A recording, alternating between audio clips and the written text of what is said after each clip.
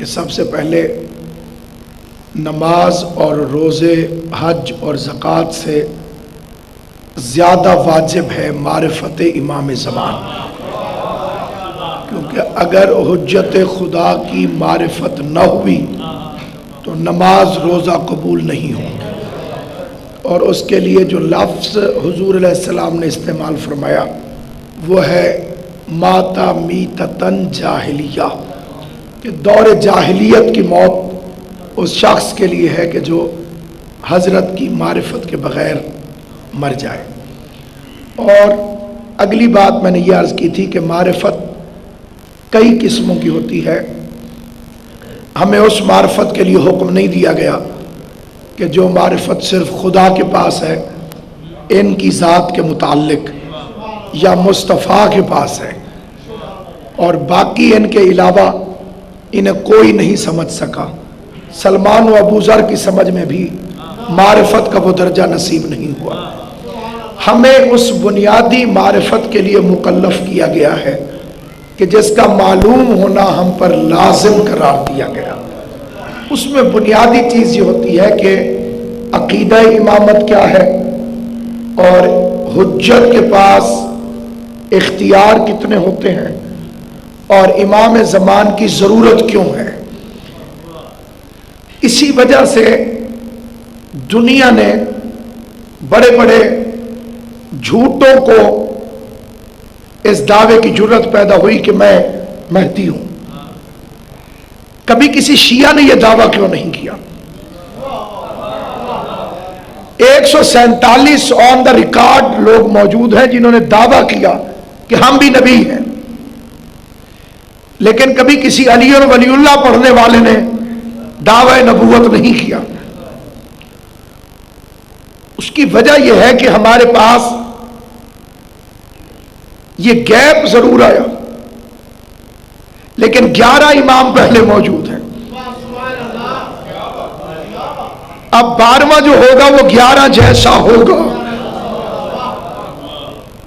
اگر 11 جیسا نہیں ہے تو پھر 12واں نہیں ہے۔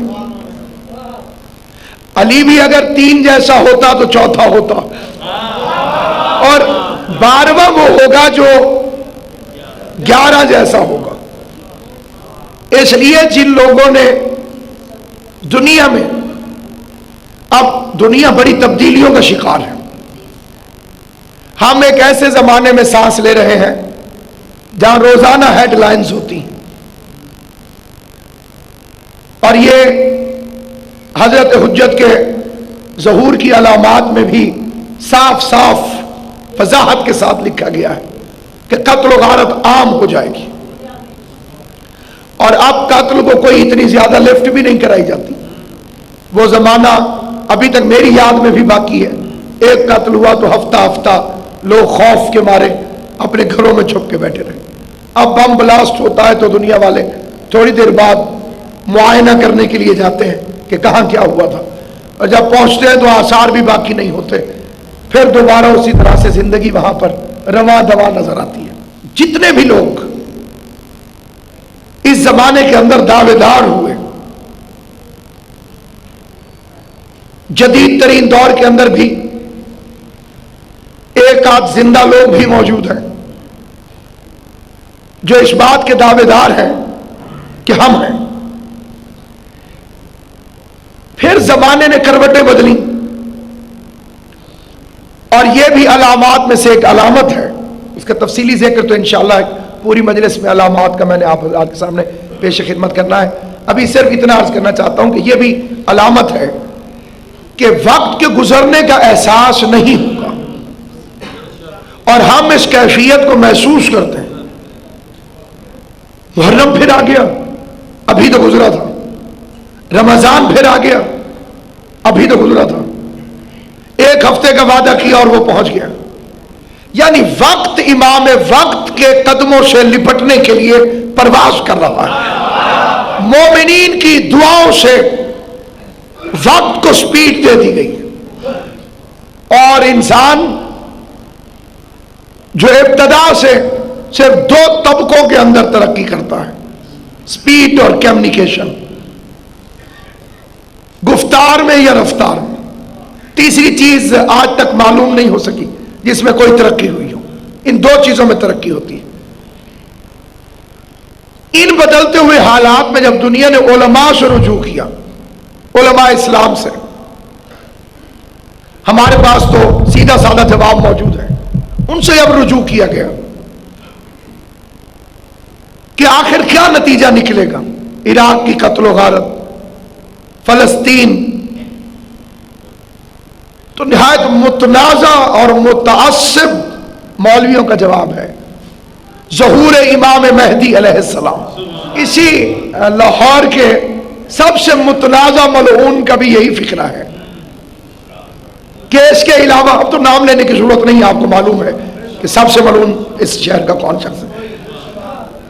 اس نے بھی کہا کہ امام مہدی علیہ السلام، اور آپ اس تبدیلی پر ذرا غور فرمائیے کہ 11 کو رضی اللہ کہنے والا مہدی کو علیہ السلام کہنے پہ مجبور ہے. یہ ہے حکومت. ہماری گورنمنٹ آف پنجاب بھی جو ضابطہ اخلاق شائع کرتی ہے پہلے محرم سے پہلے، تو حکومت کی طرف سے یہ باقاعدہ اشتہار چھپتا ہے.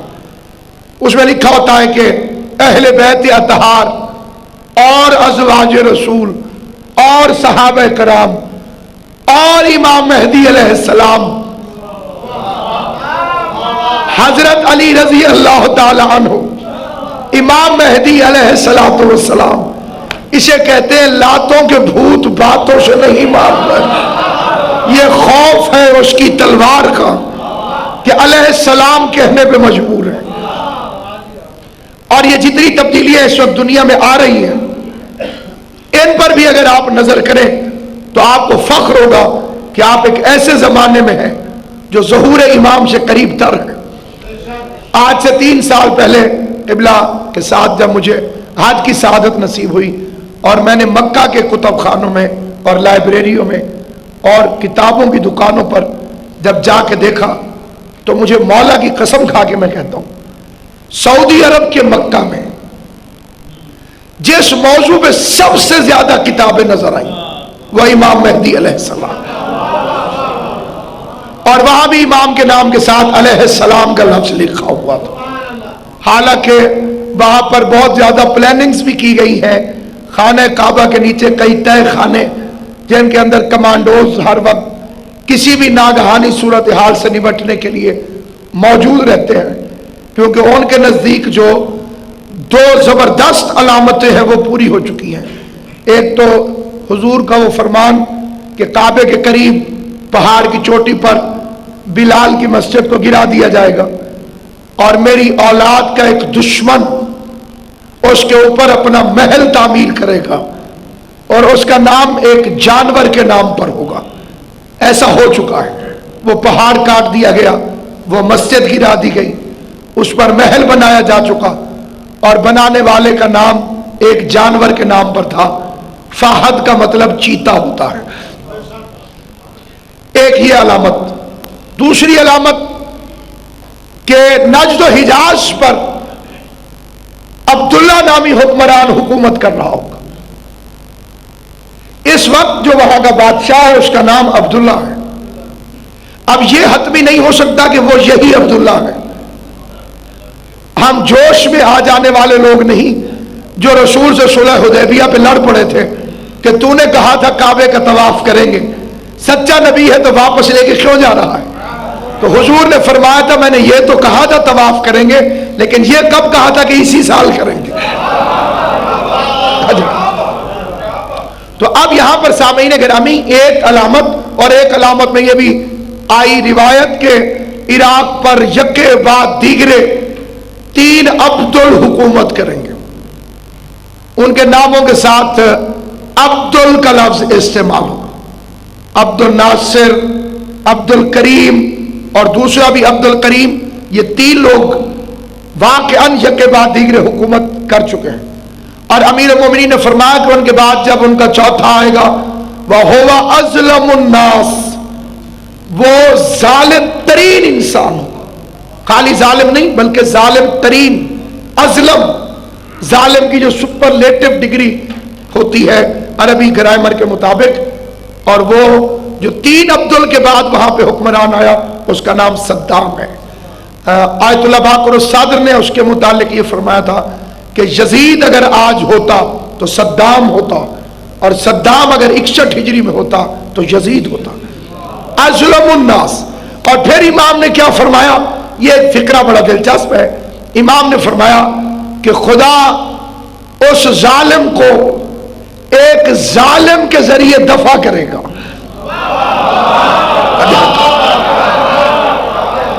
ایک ظالم کے ذریعے اس ظالم کو خدا دفع کرے گا۔ تو جب تم دیکھو کہ ایسا ہو رہا ہے تو میرے بیٹے کے ظہور کے لیے انتظار کرنا کہ وہ وقت قریب ہے کہ جب وہ آنے والے ہیں۔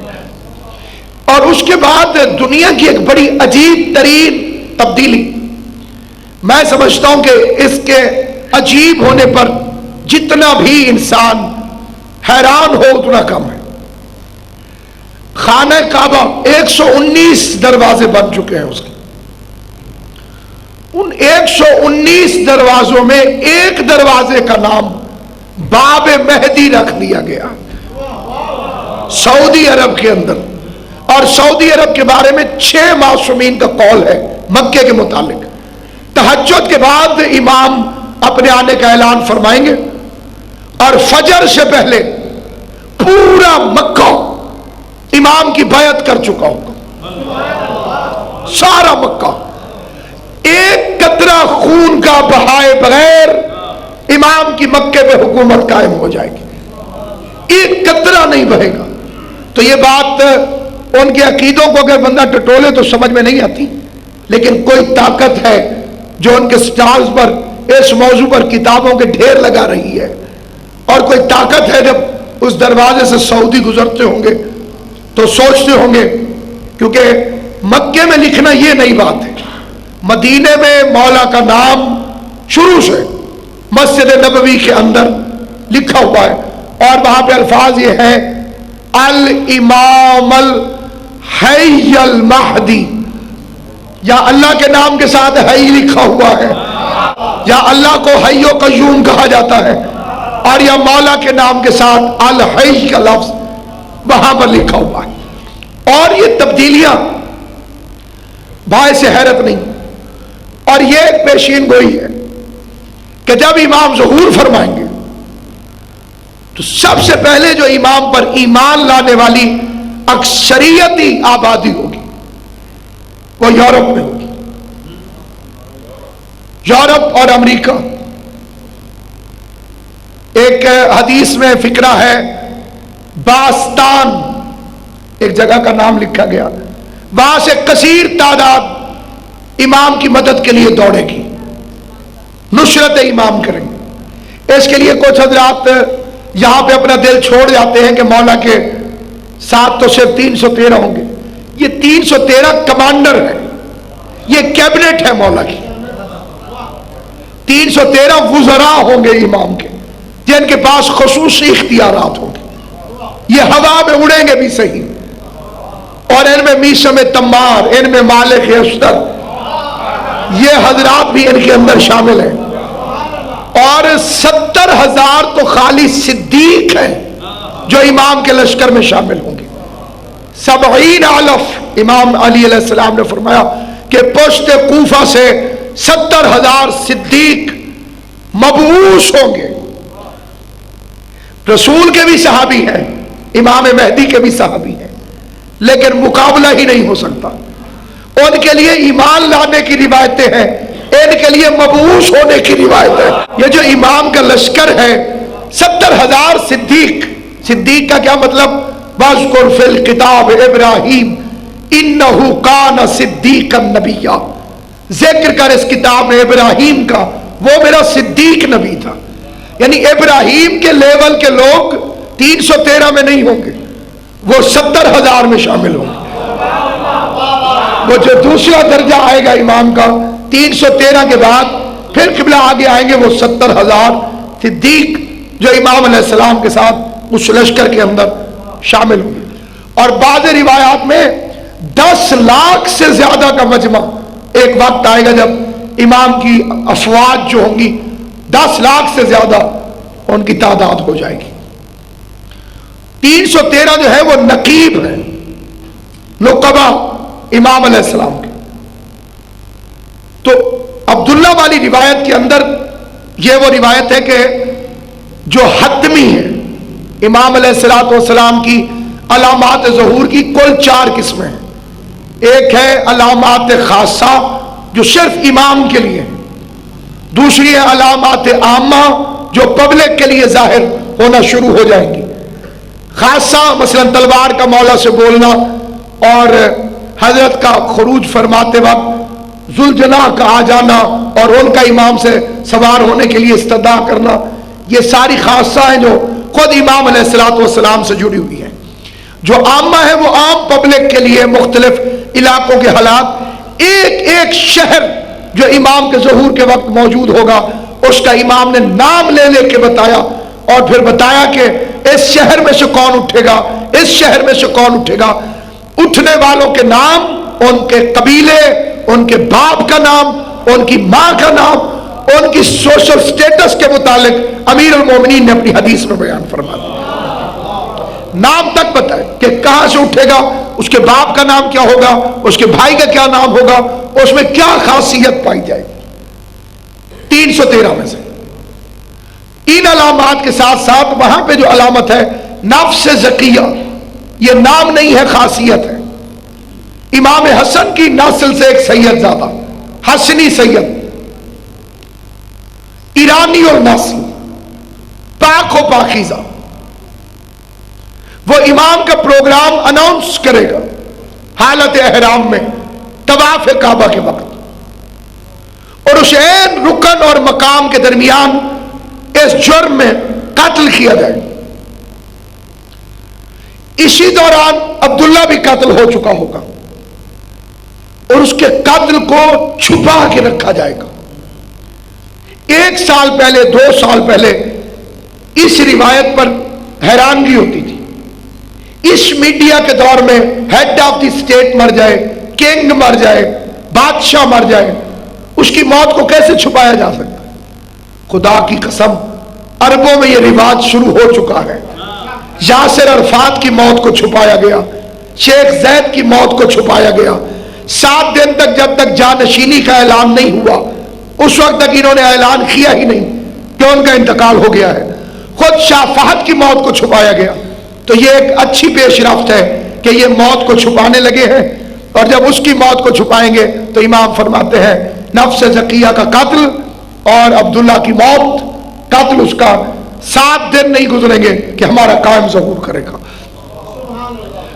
اب اس میں جو لفظ استعمال کیا گیا اس علاقے کا نام ہے باستان، اس سے لوگ دوڑیں گے امام کی حمایت کی خاطر۔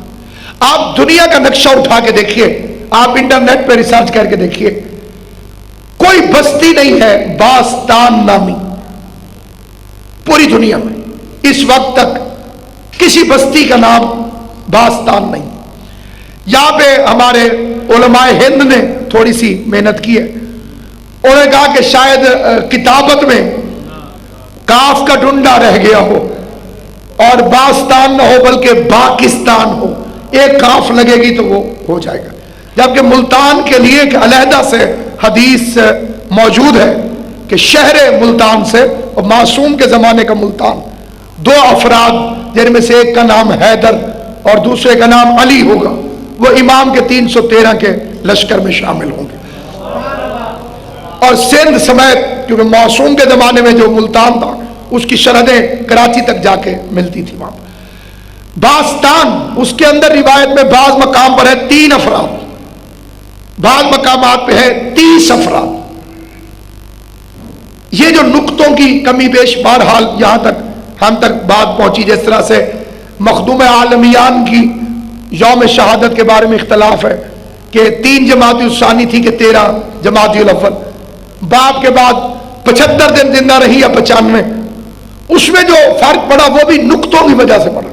قدیم عرب اپنی عبارت میں نقطے لکھنا اپنے لیے عیب سمجھتے تھے کہ اب ہم نقطے بھی لکھیں، وہ اپنے آپ کو اتنا ذہین سمجھتے تھے۔ عرب نقطے کو نہ چھوڑتے تو آج گمراہ کیوں ہوئے ہوتے. یہ جتنی گمراہی ہے یہ نقطے کو چھوڑنے کی وجہ سے پیدا ہوئی. تو اب سامعین گرامی قدر باستان، تو جب باستان کا آپ انگریزی لہجہ شکیوے پڑھیں تو وہ بوسٹن کی طرف بھی جاتا ہوا نظر آتا ہے کہ ہو سکتا ہے کہ ادھر سے کچھ لوگ آئیں. تو اس باتوں کے پیچھے میرے پاس جو دلیل ہے وہ قرآن مجید کی ایک دلیل ہے. فرعون حضرت موسیٰ علیہ السلام کے سامنے 70,000 جادوگر یا 40,000 جادوگر لے کر آیا. قرآن نے کبھی بھی علم کی تردید نہیں کی. یہ اسلام کی وسعت قلبی ہے کہ اگر علم کافر کے پاس بھی تھا تو قرآن نے اس کو بھی ظاہر کیا، اپریشیٹ کیا، بتایا کہ اس کے پاس علم ہے. کیونکہ علم اس لیے نہیں ہوتا کہ اسے رد کیا جائے. چھپا لیتا خدا کہ جادوگروں نے رسیوں کو سانپ بنا دیا. قرآن میں واضح کر کے لکھ دیا انہوں نے رسیوں کو پھونک ماری سانپ بنا دی. یہ کوئی شوبدہ بازی تھی یا جو بھی تھا لیکن جادو تھا. اور قرآن نے تسلیم کیا کہ ایسا ہوا. رسی کو پھونک مار کے سانپ بنا دینا بچوں کا کھیل تو نہیں ہے. پڑھے لکھے لوگ تھے، علم رکھتے تھے، کچھ پڑھا ہوگا، پھر پھونک ماری پھر سانپ بن گئے. اب سانپ چلے حضرت موسیٰ علیہ السلام کی طرف. مسلمانوں میں یہ روایت مشہور ہو گئی تھی کہ موسیٰ ڈر گئے. امام علیہ السلام نے نہج البلاغہ میں اس آیت کی تفسیر میں فرمایا کہ موسیٰ کے ڈرنے کی وجہ کیا تھی. فرمایا موسیٰ حجت خدا ہے اور حجت مخلوق سے نہیں ڈرتی. سانپ مخلوق ہے تو مخلوق سے ڈرنے والا حجت نہیں ہوتا. 1.25 لاکھ نبی ہے، کسی ایک کو تو کبھی خدا نہ خواستہ سانپ نے ڈسا ہوتا. 1.25 لاکھ میں ایک بھی مثال نہیں دی جا سکتی. یا کوئی ایک ایسا سنگین مرض جو انسان کے جسم میں نقش پیدا کر دے. یہ بھی علم و عرفان کی ایک سیڑھی ہے. امیر المومنین نے اپنے خطبے میں فرمایا میں اس پر حد جاری کروں گا جو کہے گا کہ ایوب کے بدن میں کیڑے پڑ گئے. یہ شیعہ روایت نہیں ہے، اس کا مذہب اہل بیت سے تعلق نہیں. کیڑے اندھے نہیں تھے کہ حجت خدا کے جسم کو نقصان پہنچائے. بھیڑیے یوسف کو نہیں کھا سکتے، کیڑے ایوب کے بدن کو تکلیف نہیں پہنچا سکتے. اور پھر امیر المومنین نے اپنے خطبے میں فرمایا میں اس پر بھی حد جاری کروں گا جس نے یہ فکرہ کہا کہ رسول کے دانت ٹوٹ گئے. معصوم میں نقش نہیں پڑتا، معصوم میں عیب نہیں پڑتا. دانتوں کا ٹوٹ جانا نقش اور عیب ہے. یہ بھی مذہب شیعہ کی روایت نہیں ہے. پتھر لگے، خون نکلا، دانت معاذ اللہ حضور علیہ السلام کے شکستہ نہیں ہوئے. یہ امیر المومنین علیہ السلام کا فرمان ہے جو میں نے آپ حضرات کی خدمت پیش کیا. اب انہوں نے رسیوں کو سانپ بنا دیا. تو امام فرماتے ہیں کہ موسیٰ سانپ سے نہیں ڈرے تھے، قوم کے گمراہ ہو جانے کے خوف سے انہیں ڈر لاحق ہوا. قوم کہیں اسے دیکھ کے گمراہ نہ ہو جائے کہ یہ کتنے پرفیکٹ قسم کے لوگ ہیں، رسیوں کو سانپ بنا دیا. آواز موسیٰ لا تخف، نہ گھبراؤ، قوم کو گمراہ نہیں ہونے دوں گا. عصا کو پھینک دیا. عصا کو پھینکا تو وہ ثعبان عظیم بن گیا، بہت بڑا اژدہا. اور اس نے پورے میدان میں سارے سانپوں کو نگل لیا. اور پھر موسیٰ نے پکڑ لیا تو دوبارہ وہ عصا بن گیا. یہ منظر جو میں نے آپ کے سامنے بیان کیا اسے قرآن نے بیان کیا. جادوگروں نے اپنی آنکھوں سے دیکھا. کافر تھے، فرعون کے ساتھی تھے، موسیٰ سے لڑنے آئے تھے. منظر دیکھا تو قرآن کہتا ہے سارے کے سارے سجدے میں گر گئے اور کہنے کیا لگے آمنا برب العالمین، ہم عالمین کے پروردگار پر ایمان لے آئے. رب موسیٰ جو موسیٰ کا رب ہے، وہ رب ہارون اور ہارون کا رب ہے. علی ولی اللہ میں شک کرنے والوں کو یہ پیغام دو جب موسیٰ کا رب کہہ دیا تھا تو کلمہ مکمل تھا. یہ ہارون کے رب کے نام لینے کی ضرورت کیا تھی؟ خالی اتنا کہہ دیتے ہم موسیٰ کے رب پر ایمان لائے، ہم عالمین کے رب پر. 3 فکرے ہیں ایمان لانے کے لیے جنہیں جادوگروں نے اپنی زبان سے کہا. 20واں پارہ سورہ مبارک قصص، اس کے اندر یہ لکھا ہوا ہے ہم ایمان لائے عالمین کے پروردگار پر. ایک پہلی گواہی ہو گئی، موسیٰ کے پروردگار پر دوسری گواہی ہو گئی، ہارون کے پروردگار پر تیسری گواہی ہو گئی۔ انہیں معلوم تھا کہ اگر ادھر سے ایمان لانا ہو تو نبی کے ساتھ ساتھ اس کے وزیر پر ایمان لانا ضروری ہے۔ اب انہوں نے فوراً سجدے میں سر رکھ دیا، سجدے میں سر رکھا، اور فرعون کو غصہ چڑھا، اور فرعون کہنے لگا انتم الرافضون، تم رافضی ہو گئے۔ دیکھیں ہمیں کہا جاتا ہے رافضی، ہمارے لیے ایک گالی بنائی گئی ہے اور اس گالی کا نام ہے رافضی۔ یہ شیعہ تو ہے روافض، یہ رافضی ہے، رافضی۔ شاہ رکن الدین عالم ملتانی نے اپنے ایک شعر میں کہا تھا من علی را دوست باشد خلق گوید رافضی، میں علی علی کرتا ہوں، علی سے دوستی کرتا ہوں، لوگ مجھے رافضی کہتے ہیں۔ کہہ لگے پس خدا و مصطفیٰ جبریل ہم شد رافضی، پھر اکیلا میں رافضی نہیں ہوں، اللہ مصطفیٰ اور جبریل تینوں رافضی ہیں۔ پس خدا و مصطفیٰ جبریل ہم شد رافضی۔ تو سب سے پہلے رافضی کا لفظ فرعون کی زبان سے نکلا، اور اس نے ان مومنین کو کہا جو فرعون کو چھوڑ گئے اور اللہ کی حجت کا ساتھ دیا۔ معلوم ہوا کہ جو حجت خدا کا ساتھ دے اسے رافضی کہتے ہیں، البتہ اسے رافضی کہنے والا فرعون ہوتا ہے۔ یہ سنت فرعون ہے کہ اسے رافضی کہا جائے۔ یہ ایک بہت بڑا انقلاب ہے۔ 70,000 لوگ آپ کی مخالفت کے لیے آئے ہوئے تھے، اور فوراً انہوں نے اپنی پارٹی چینج کر لی، کیونکہ جادوگر پڑھے لکھے تھے۔ انہوں نے فوراً فیصلہ کیا کہ جادو کو توڑتا ہے لیکن جادو کا سامان ختم نہیں کرتا۔ یہ جو سامان ختم ہو گیا یہ جادو نہیں، علم ہے، سجدے میں گر گئے۔ اب امام زمان جب آئیں گے اور اپنے علم کا اظہار کریں گے، ادھر کا مولوی کالا کالا پہ لڑتا رہے گا، یورپ اور امریکہ والے علی اور ولی اللہ پڑھتے چلے جائیں گے، کیونکہ جہاں علم ہوگا وہاں تسلیم ہے۔ علم بحث نہیں کرتا، علم جھگڑا نہیں کرتا۔ اب جو جہاں علم پہ وہاں پہ ترقی ہو رہی ہے، جتنی یونیورسٹی کی تعداد ہے اور جتنا علوم وہ حاصل کرتے جا رہے ہیں، اور بالخصوص برمودا ٹرائنگل، جزیرہ خضرہ این امریکہ کے سر کے اوپر، اس پر کتنی ریسرچ ہو رہی ہے، اگر میں وہ آپ کو اپنی معلومات کے مطابق بتاؤں تو تقریباً مبالغہ محسوس ہو، مبالغہ۔ اسی کے تناظر میں آپ ان کی جتنی مشہور اداروں کی فلمیں بنتی ہیں، اس میں حساب و کتاب اور اعداد و شمار کے مطابق ہر 5ویں فلم اس موضوع پہ بن رہی ہے کہ کوئی امریکہ پر آفت آئی ہے اور اس کا مقابلہ کرنا ہے۔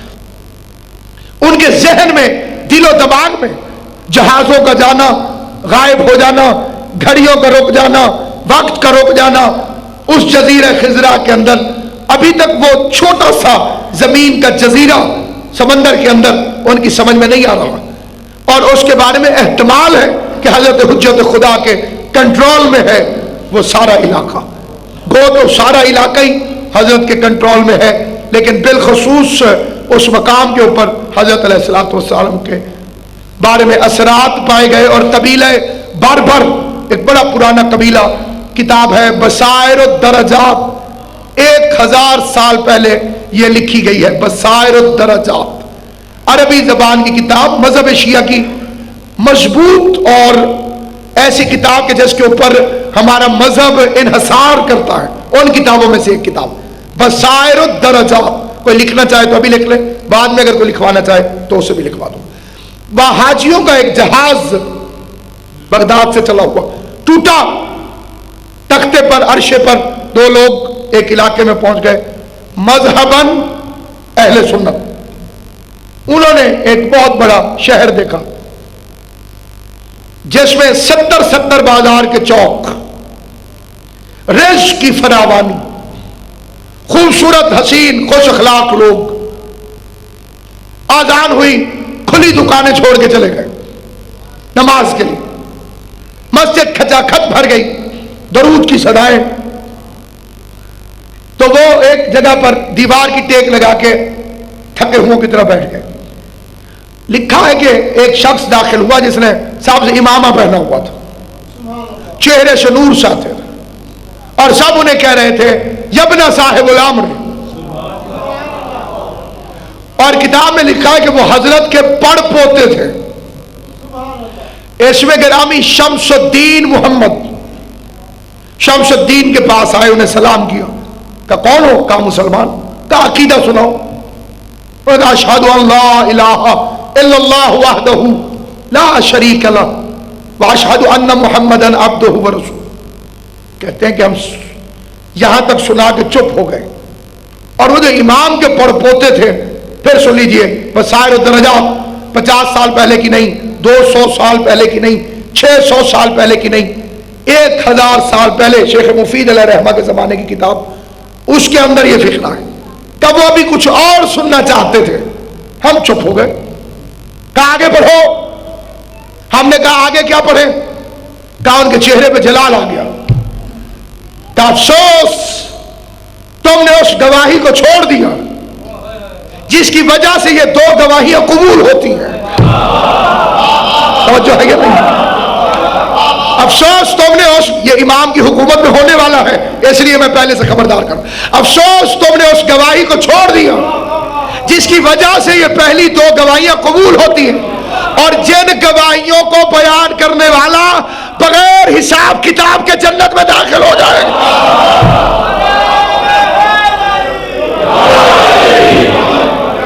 بغیر حساب کتاب کے جنت میں داخل ہو جائے گا.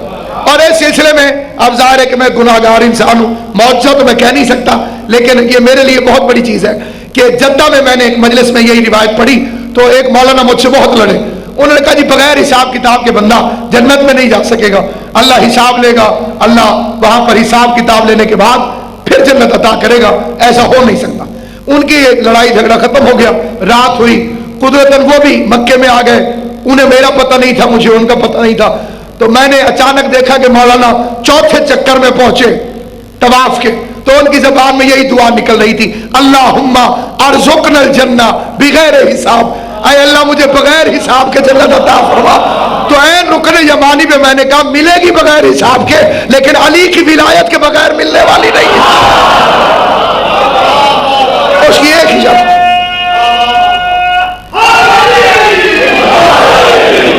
کیونکہ امام زمان کی زیارت میں ایک فقرہ ہے, السلام علیکہ ایھا المنفذ الغدیر, اے غدیر کے نافذ کرنے والے. ہے یا نہیں؟ اے غدیر کو نافذ کرنے والے آپ پر میرا سلام. تو ظاہر ہے کہ امام جب تشریف لے کر آئیں گے تو وہ غدیر کو عملی طور پر نافذ کریں گے. اور امام کا وجود غدیر پر ایک دلیل ہے, سقیفہ غیر مستقل ہے, غیر مسلسل ہے, اس لیے انتخاب سقیفہ آج پوری دنیا میں کہیں موجود ہے, اور غدیر کا تسلسل ہے ظہور امام حضرت کو ہونا, اور وہ ایک ایسی ناگزیر ضرورت جس کے بغیر نہ اسلام کو عزت مل سکتی ہے نہ مسلمان کو عزت مل سکتی. اسی لیے دوسری علامات کے لیے ایک ہے علامات حتمیہ اور ایک ہے علامات غیر حتمیہ. علامات حتمیہ کا مطلب کیا ہے؟ وہ علامتیں جو ضرور پوری ہوں گی, ان کی تعداد 7 ہے, ضرور ہوں گی. امام علیہ السلام کے آنے سے پہلے ان علامات کا ظہور پذیر ہونا ضروری ہوں گی, انہیں کہتے ہیں حتمیہ. دوسری ہے علامات غیر حتمیہ. وہ غیر حتمیہ کیا ہے؟ یہ ہے خدا کی مرضی, تقدیر, لوح. یہ بھی 2 قسم کی ہوتی, ایک وہ جو لوح ثبت ہے, لوح محفوظ ہے, اور ایک لوح ثبت ہے. لوح محفوظ اسے کہتے ہیں کہ جو چینج نہ ہو سکے. لوح ثبت وہ ہے جو حالات کے تحت تبدیل ہوتی رہتی. میں اللہ نے لکھا کہ اسے 1 روٹی دوں گا, ساتھ میں یہ بھی لکھا دعائیں پڑھے گا تو 1 اور بھی دے دوں گا,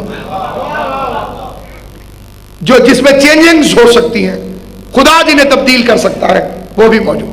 یعنی جسے آپ سمجھیے اس کی ارادے میں تبدیلی, اس کے مشیت میں, جسے عقیدہ بدع کہا جاتا ہے, جس پر ایمان رکھنا مذہب اہل بیت میں واجب ہے.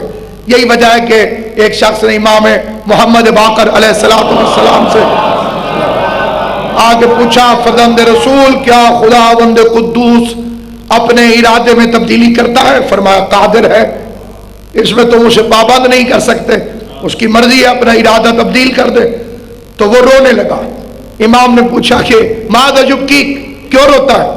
اس نے مولا میں آپ کی احادیث اور آپ کے والد گرامی کے فرامین سن کر حضرت حجت کے انتظار کے عشق میں گم ہو چکا ہوں، اور میں قائم قائم قائم پکارتا رہتا ہوں، اور اگر اللہ کی مشیت میں تبدیلی آ گئی کہ قائم کو نہ بھیجے تو پھر میرا کیا حشر ہوگا؟ تو امام علیہ السلام نے فرمایا امام کا ظہور تقدیر نہیں کہ اس میں تبدیلی ہو جائے، امام کا ظہور اللہ کا وعدہ ہے، وَإِنَّ اللَّهَ لَا يُخْلِفُ الْمِيعَادَ، اور اللہ اپنے وعدے کے خلاف کبھی نہیں کرتا۔ یہ اللہ تبارک و تعالیٰ کا وعدہ ہے کہ وہ حضرت حجت خدا کو بھیجے گا، اور رسول خدا نے فرمایا یہ دنیا چاہے ایک دن بھی باقی رہ گئی تب بھی میرے بیٹے کا ظہور ہوگا، اور اس ایک رات کو اتنا طویل کر دیا جائے گا، اتنا طویل کہ ہر ایک کے ساتھ عدل ہو جائے، قسطن و عدلا، عدل انصاف سے زمین کو ایسے بھر دیا جائے۔ تقریباً 309 سال کی روایات ہیں کہ امام کی حکومت رہے گی آنے کے بعد 309 سال تک مسلسل، اور یہی وہ عرصہ ہے جو اصحاب کہف غار کے اندر، اصحاب کہف و اصحاب رقیم، یہ دو لفظ کیوں استعمال کیے گئے؟ کہف امام زمانہ کا نام ہے، اصحاب کہف مہدی کے اصحاب۔ اگر امام نے نہیں آنا تو اللہ نے ان کو زندہ کیوں رکھا ہوا؟ وہ امام کے انتظار میں موجود ہیں۔ عیسیٰ کیوں زندہ ہیں؟ امام کے انتظار میں موجود ہیں۔ آج تک کیوں نہیں راز کھول سکا کہ احرام مصر کیا ہے؟ امیر المومنین کا خطبہ ہے مصر کی سرزمین پر، احرام مصر کے درمیان گھوڑے پہ کھڑے ہو کے حیدر کرار نے ان کی طرف دیکھ کے کہا اے میرے بیٹے مہدی کے خزانوں، خدا تمہاری اس وقت تک حفاظت کرے جب تک میرا بیٹا ظہور نہیں کر لیتا۔ تحقیقات کے بعد مفروضے تو قائم کیے گئے لیکن اس کی اصل تک کوئی نہیں پہنچ سکا۔ وہاں پہ بھی دیکھیے کہ جو ممیز آپ کو دکھائی جاتی ہیں پوری تیاری کے ساتھ سوئے پڑے جیسے اٹھنا ہو، کیونکہ اٹھنے کا تصور اس زمانے میں بھی موجود تھا، نوکروں سمیت، چاکروں سمیت، زیورات سمیت، دولت سمیت، ان کے ذہن میں ہے کہ دوبارہ اٹھنا ہے، اور ایک نے نہیں سب نے آنا ہے۔ وَعَجِّلْ فَرَجَهُمْ، ہمارے ذہن میں یہ بات اکثریت بچوں کے ہے کہ صرف مولا آئیں گے بعد میں امام، اللہم صلی علی محمد و آل محمد وعجل فرجہم، فرجہو ہوتا تو ایک آتا، فرجہم جتنے آل محمد ہیں سب آئیں گے اور باری باری حکومت کریں گے، اور دنیا میں خدا اس عرصے کو شیطان کو دکھا کے کہے گا انی اعلم ما لا تعلمون، ان کے لیے کائنات بنائی تھی، یہ وہ حقیقت ہے جسے میں جانتا تھا اور فرشتے نہیں جانتے۔ وہ حضرت کی حکومت جب سکہ چلے گا درود شریف کا جتنا اکٹھا کیا ہوا ہوگا وہ خزانہ بن جائے گا۔ ولایت علی کا جب سکہ چلے گا، حضرت کے ظہور کے وقت ایمان قبول نہیں ہوگا، یہ بھی ایک بڑی عجیب و غریب بات ہے، اس کی ڈیٹیل میں کل آپ کی خدمت میں، یعنی امام کو دیکھ کے اگر کوئی شروع کر دے گا کہ میں ایمان لے کر آیا تو اس کے ایمان کی حالت وہی ہوگی جو ڈوبتے ہوئے فرعون کی حالت۔ اس نے بھی کہا تھا انا من المسلمین، میں مسلمان بنتا ہوں۔ جبرائیل کو موسیٰ علیہ السلام نے فرمایا ریت اٹھا کے اس کے منہ میں ڈال دے، کیونکہ اب اس کے لیے ایمان فائدہ مند نہیں ہے۔ اس لیے معرفت امام کے زینوں پر سفر کرنے سے پہلے، حجت خدا کے ظہور سے پہلے، ان کے اقتدار، ان کے اختیار اور ان کی وہ اصلی پوزیشن جن خدا نے ان کو عطا فرمائی ہے اس پر اعتراف رکھنا، اس پر یقین رکھنا اور حضرت کا انتظار کرنا واجبات میں شامل کر دیا گیا۔